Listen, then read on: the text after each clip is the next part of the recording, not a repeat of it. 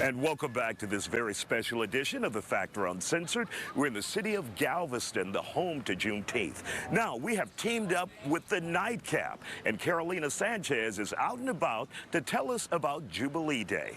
Isaiah, speaking of Juneteenth, we have to talk about Jubilee Day, which was celebrated in Freedmanstown year after year after year.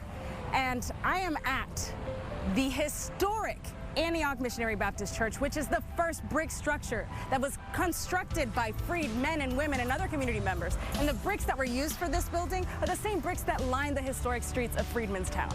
And I know it looks a little different because the facade's changed, but the bricks are still inside. Those bones are still there. And I got my history lesson from Pastor Lou McElroy, who's the current pastor here, so check it out. As we travel back to about 160 years ago,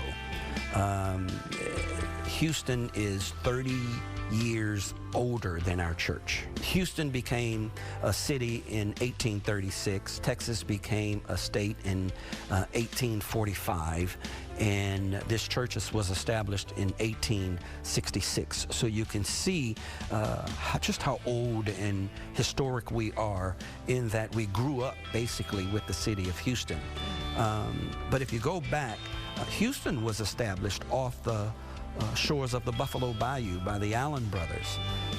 And these former enslaved ancestors, in coming into the city, and those who were here in Houston after their own liberation, there were no Airbnbs, there were no hotels, there was no pre-existing neighborhood for these former enslaved ancestors. So what they did was they lived in tents along the shores of the Buffalo Bayou.